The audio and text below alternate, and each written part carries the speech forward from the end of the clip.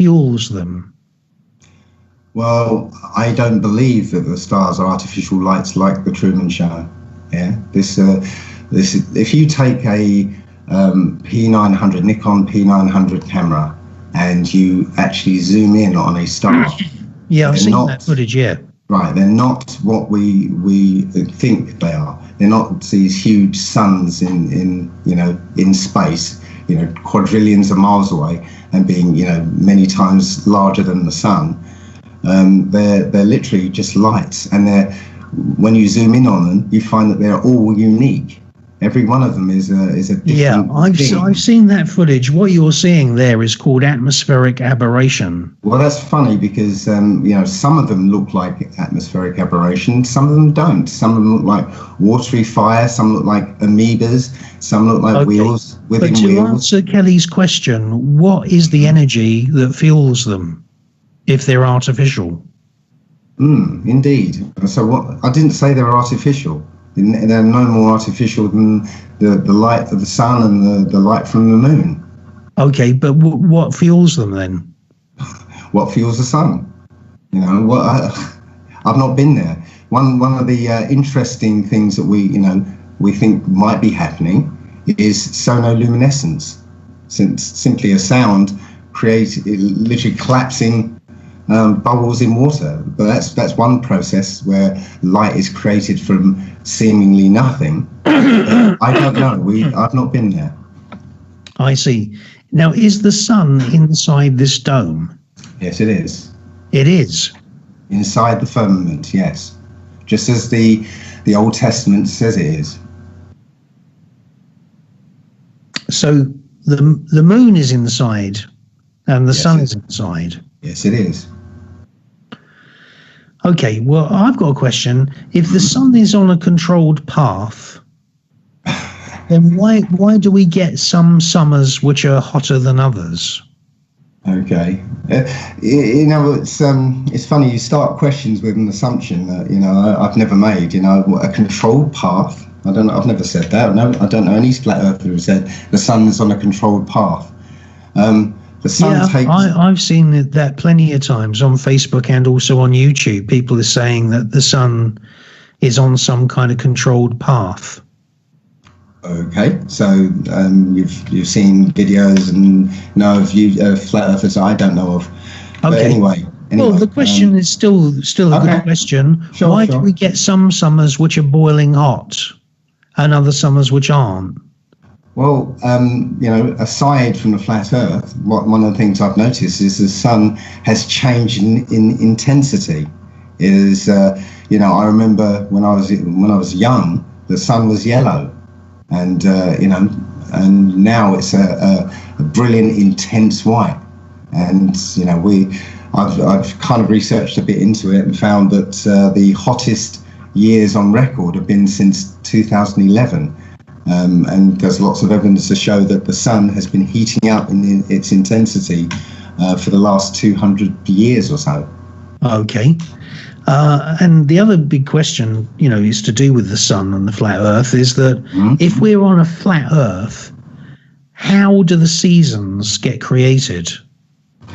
Right, it's because the sun isn't just traveling a path, around the equator. It's basically spiraling in from the Tropic of Capricorn. I always get these mixed up, which one's which, but it goes from the Tropic of Capricorn on the outside, if it is that one. It spirals in to the Tropic of Cancer, and when it's in the inner tropic, well, that's supposedly summer in the so-called northern hemisphere, and when it spirals out again to the Tropic of Capricorn, then it's summer in the so-called southern hemisphere. Well, but how does that work if the Earth is flat? It spirals over the Earth. It's small and close. So the sun is small and close, and it's on a spiral path. Yeah. So why is it that, for example, the summer in England is really roasting hot now, but next summer it might rain all summer? Well, the rain has got nothing really to do with the sun. The sun is still there above the clouds. Yeah, but the sun burns off cloud. Not really. Sun doesn't burn off all cloud. Otherwise, in the daytime side of the Earth, there'd be no cloud, would there? Well, high pressure with sunshine evaporates the cloud that contains water vapor that would normally rain. Okay, I've seen. You're dodging the question, really. I'm not dodging the question. It's a kind of strange question, really. No, it's a good question. We are told that we get seasons because the planet is tilted, and like you were saying, Australia and New Zealand would be closer to the sun on their rotation around the sun. How much closer? And then 6 months later, Europe and the northern hemisphere would be closer to the heat of the sun. How much? And that's how we get. That's how officially we get seasons. How much? If you're saying that the sun is following a spiral path, I presume it's following the same spiral every time. Yeah. So why is it that we get a hotter summer than another? Well, I've kind of just told you that the sun's intensity, for one thing, is changed, and local conditions. We don't have natural weather anymore. We have chemtrail controlled weather. Well, that's very true. I mean, everybody knows that chemtrails are here. Okay, there's patents are there, and that is absolutely for sure. And wet surface air coolers. It's seasons on a flat Earth. Well, I kind of explained that with the spiraling motion between the tropics. Yeah, but the distance between the Tropic of Cancer and the Tropic of Capricorn is 1 millimeter. Sorry? The distance between the Tropic of Capricorn and the Tropic of Cancer is 1 millimeter, which is the equator. I'm sorry, you're going to have to explain that. You've got an equator line. Yeah. Let's say the equator line is 1 millimeter. Mm-hmm. And if you step to the left, you're going to be in the Tropic of Cancer. If you step to the right, you're going to be in the Tropic of Capricorn. Okay. The Tropic of Capricorn and the Tropic of Cancer are literal. I don't remember the distance, but they're a distance away from the equator. They're an equal distance either side of the equator. I know, yes, you will be in the so-called tropical band of Capricorn and the tropical band, but the sun spirals between the extent of the Tropic of Capricorn to the extent of the Tropic of Cancer. Right. So I don't understand this model that you're talking about, because are you talking about a flat dinner plate? I'm talking about a flat dinner plate with the North Pole in the center, Antarctica being the ice rim around the dinner plate, and the sun and moon spiraling around the North Pole. Right. So where are the tropics if Antarctica is on the edge of the plate? Halfway down the plate is the equator, which is a circle around the North Pole. And there's an inner circle, which is Cancer, I think. And then there's an outer circle, which is Capricorn. So the layout then, like, for example, all of the islands of Polynesia and Melanesia, that Tahiti and Hawaii and all of these equatorial kind of nations, they must be laid out in a completely different way according to your model. No, they're just laid out in a flat way, just as though you flatten the globe. Okay, now, this is the question then. If you're flying in a plane from London to, say, Japan, which I've done loads of times, is a very long flight. Say, for example, from Paris, if you have stopovers, you go from Paris to, say, Osaka, which I've done several times, you're basically on the plane for 20 hours. Okay. Now, the thing is that a lot of planes nowadays can be refueled in flight. Like Air Force One, a lot of military planes can be refueled in flight. Right. How come no one's ever refueled a plane and actually flown a plane until they've bumped into the side edge of the dome? Okay, well, nobody has. That's all it is. The closest anybody has, apparently, is somebody called Richard Byrd, who took an expedition down there. Yeah, that's Richard Byrd. Now, I know a lot about Richard Byrd. Mm-hmm. He was a kind of Barnum type showman.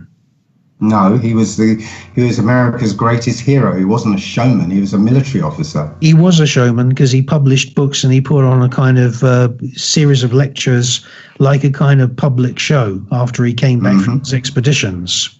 Which is what somebody would do when they come back from an expedition. Yeah, but he put on a proper big show, and he, I mean, not to put too much of a finer point on it, he was a kind of exaggerist. Okay, so just because I'm not having you on, Dave. I'm a serious person, okay? Right, just because you feel what he's... And I'm telling you now, I've studied Byrd, and I know exactly what I'm talking about. All right? All these subjects which we've been discussing, like the sun, the seasons, rotational orbits, and everything, I know my onions on these things, and I know my onions when it comes to Byrd.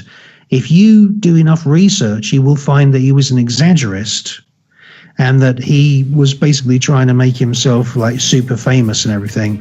And he was kind of leveraging the gullibility of the public. Okay. All right, now, break. We're going to be back in 90 seconds, all right? So stay with us. We've got a flat Earth debate. We'll be back 90 seconds from now.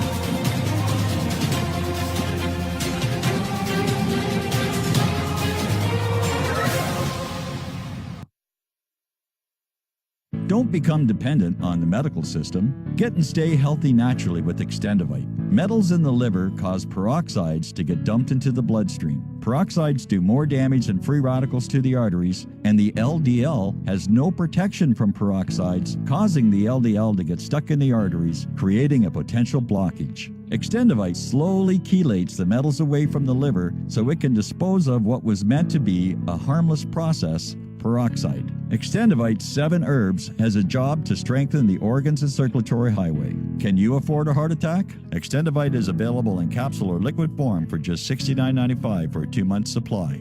To get started, call 1-877-928-8822. That's 1-877-928-8822 or visit heartdrop.com. Extend your life with Extendovite. So, you love talk radio? Then you'll love TalkStreamLive.com. TalkStream Live is always on, 24/7 with the best streaming talk shows. Find your favorite talkers and discover some new ones. It's free, readily available online or on mobile with any smartphone or tablet. Finding your favorite talk shows all in one place has gotten a whole lot easier. Just go to TalkStreamLive.com. Be sure to download the free apps from Google Play or the iTunes App Store. If you have hard water, the Live Scale not only leaves white spots, it clogs pipes and breaks down appliances, costing you hundreds of dollars in energy and wear. Eliminate lime scale and other water issues like brown staining and bad odors with HydroCare water products, available from Wave Home Solutions. Wave's affordable water systems don't use salts or chemicals. You'll love the way your water tastes, smells, and looks. Satisfaction guaranteed. For more information, go to bestwater123.com. That's bestwater123.com.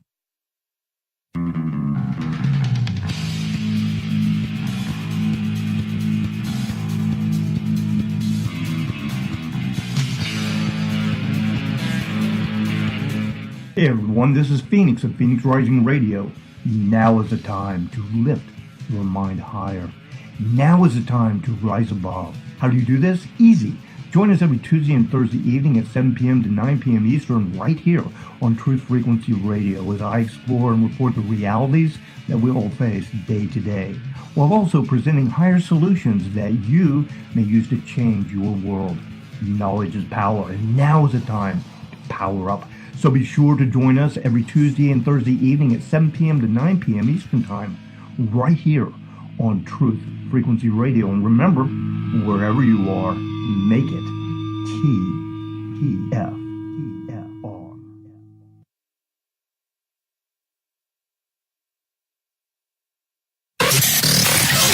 Real people, real radio.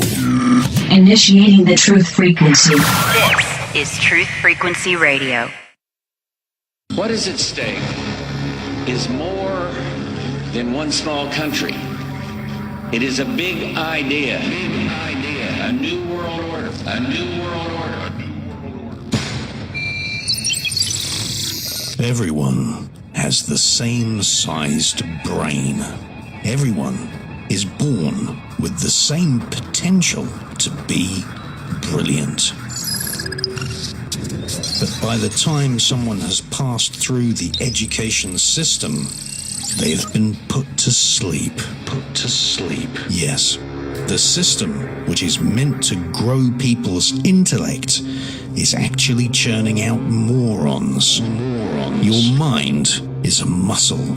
You use it or lose it. The Enigma Channel has awoken millions of people during the last 20 years and launched the careers of many authors who have gone on to share knowledge with billions of people. You can watch thousands of documentaries by going to enigmatv.com or visit our member site at enigmachannel.com. enigmachannel.com. The Enigma Channel, changing the world, one great film at a time. Okay, we are back. It's 90.7 FM Denver, Colorado, 97.3 FM Eugene, Oregon, TFR Live if you want to listen via the internet. That's tfrlive.com. Our special guest, we're in the last part of the show. We're having a flat earth debate with Dave Murphy. And Dave, there's a question here.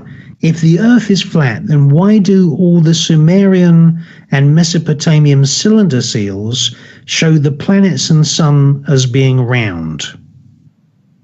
Because they are round lights in the sky. They were, flat discs of light. Anything else. People say they look at them and see, through a telescope, they see these spherical objects.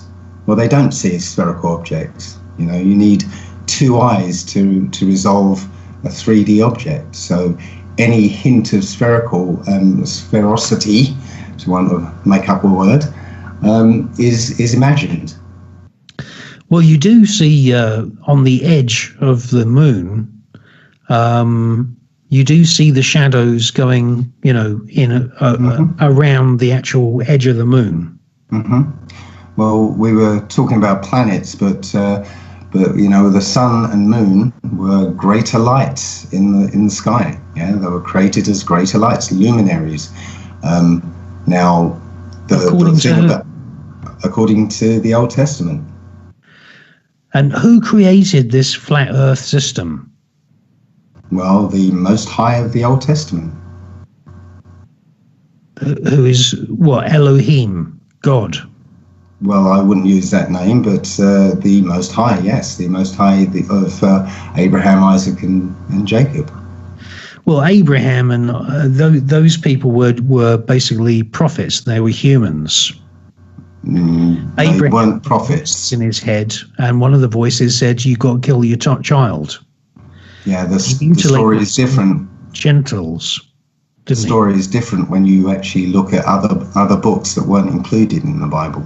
Okay, now let's move on to eclipses. Why do eclipses happen?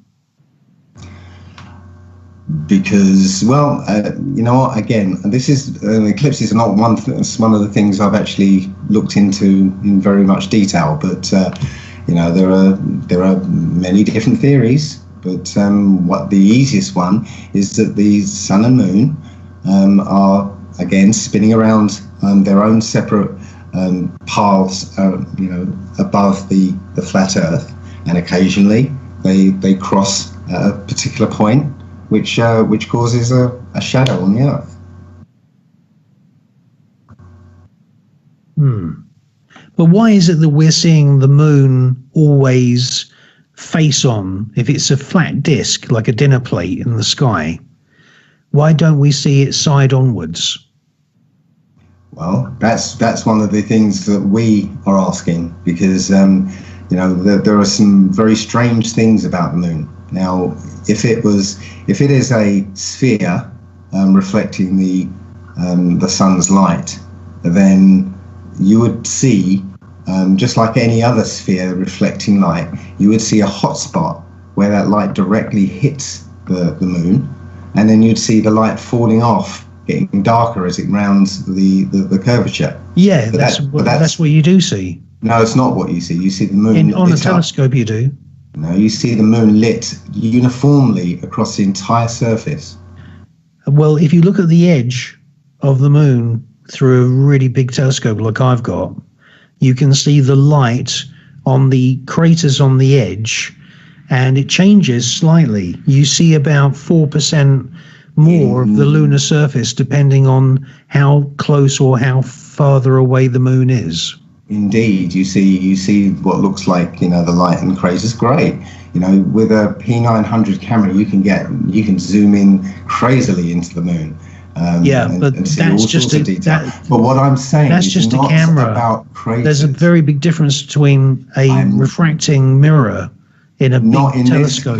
Not in this case, because what I'm talking about is what everyone sees when they look at a sphere being lit up.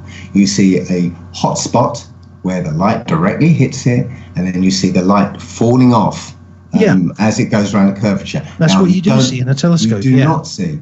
You see the moon on a telescope. You do see that.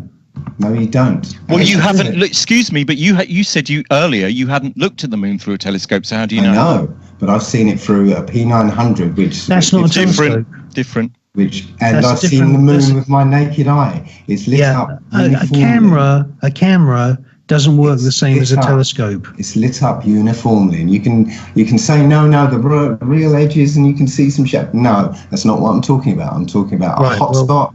What I'm telling the listeners now is that when you look at the moon and the edge of the moon, you can see more of the edge craters at certain times of the year, because the moon doesn't go around the Earth in a uniform set distance. It varies. Which is directly not anything that I'm talking about. I'm talking about how we can tell. About Dave, though. No, but you're and responding. I'm allowed to talk about it. You're responding to something I'm saying. You're talking about something completely different. No, I'm not talking about anything completely different. What I'm saying to you is, you see the light actually on those distant craters on the edge of the moon, and you do see the light fall off, and obviously you actually see the edge, and you see the detail of the edge of the moon with all of the undulations of the different craters that are actually on the edge of the moon.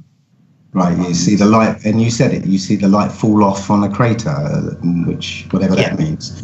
What I'm telling you is I'm saying you see the shadows fall into the craters, and obviously the light does dim down and it falls off, because the light rays aren't hitting the moon's surface any longer. In the crater, yeah.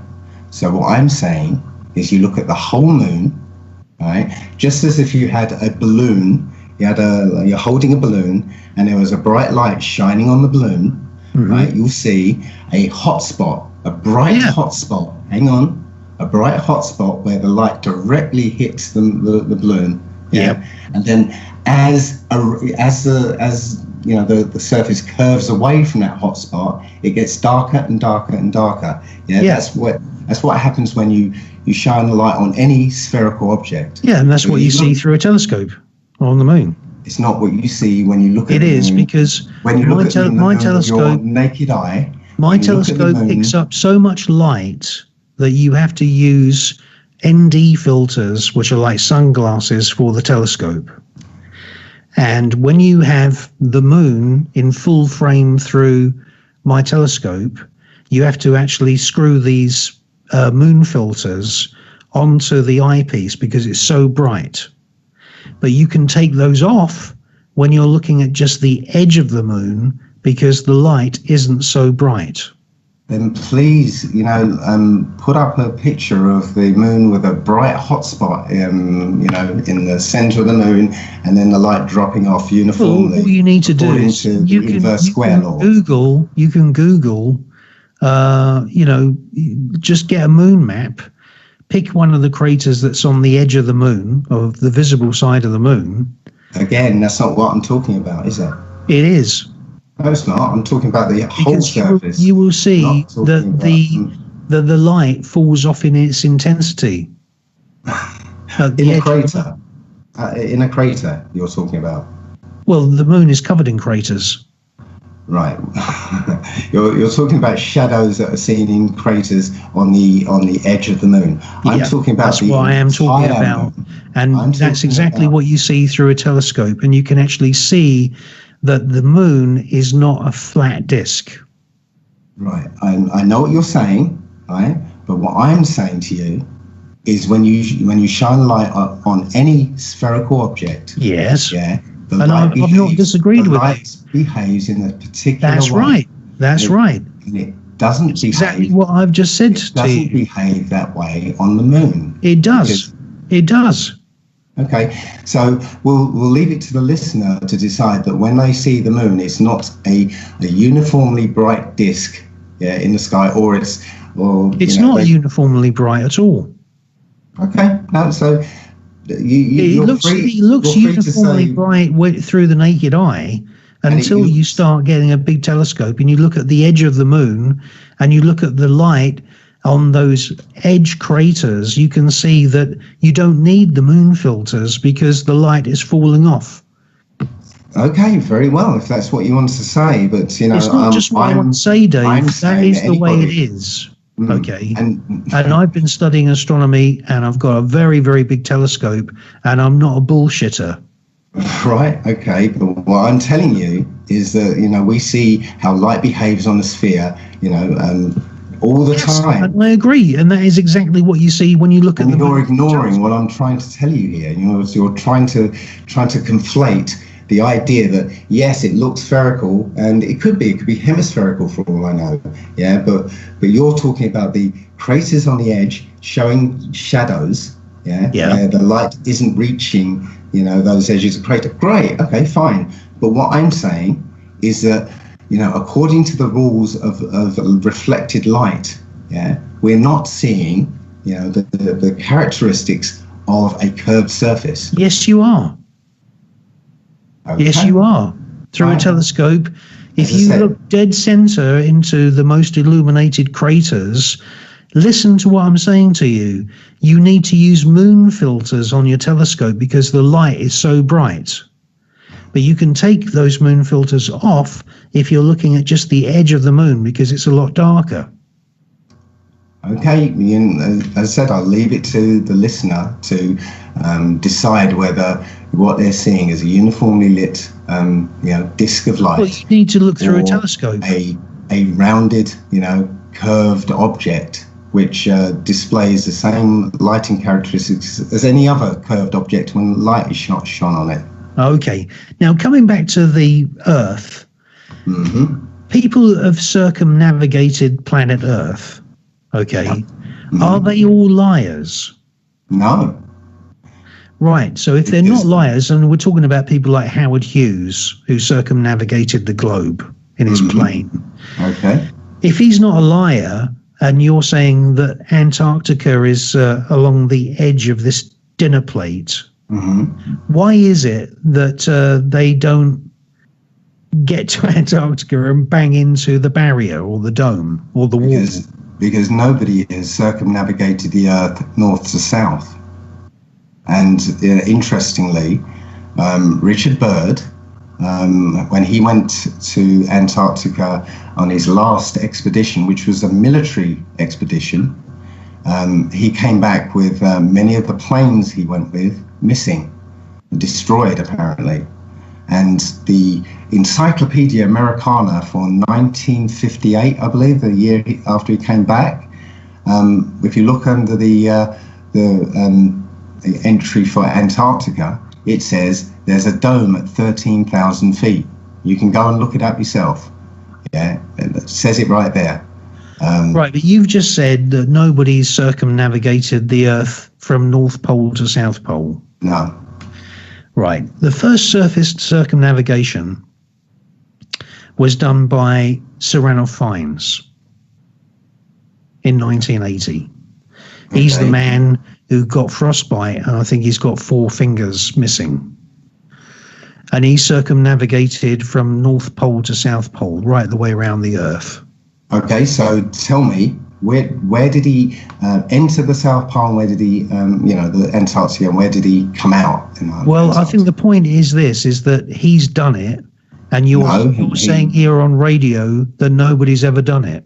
I'll say that. Yes, absolutely. So you're saying that Ranulph Fiennes is a liar? Well, if he's saying he approached, say, Antarctica from South America, and he walked across the Antarctica and came out in, near New Zealand, then yes, he is a liar. All right, so that's all I'm asking. All right, Dave. The thing is, I'm just asking you, the people that say they circumnavigated, my question to you was, are the people that say they circumnavigated the planet, like Howard Hughes, like Ranulph Fiennes, are they liars? Ranulph Fiennes, if he's claiming that he went across the Antarctica and then up the other side of the Earth, then yes, he's a liar. If you're talking about anyone doing east to west circumnavigation, no, because it's easy to do circumnavigation on both the globe. For the listeners, then, Sir Ranulph Fiennes, who according to Dave is a complete liar, he left Greenwich, which is the 0 meridian line, on the 2nd of September 1979. He crossed the South Pole on the 15th of December 1980, and he then crossed the North Pole on the 10th of April 1982. So it took him 2 years. This is a surface circumnavigation. And he returned to Greenwich on the 29th of August 1982 after a 35,000-mile journey. Right, so what was his path? What was his route? I just told you, he left Greenwich and he went to the South Pole, and then he went all the way up the other side of planet Earth, over the North Pole, and came back to Greenwich. And he started in 1979, but you said nobody's ever done that. Nobody's ever done that? Yeah. I'd like to see some proof. There's I haven't seen any proof that anybody's done that. Would you like? There's a documentary about it. Oh, well, documentary must be true then. Well, you see, the thing is, Dave, I think you don't do any of these flat Earth people any favors. Okay. Because your scientific approach is really poor. And your scientific approach that a documentary proves that Sir Ranulph Fiennes did what he said he did is poor too. I said that because you said, what proof is there? And I said, well, there is a documentary. Now, so I haven't seen the documentary. I'm not saying, it must be, 100% true because there's a documentary, but there is a documentary, and he's got some kind of certificate there. Ooh. And I asked you, has anybody are the people that have circumnavigated the Earth liars?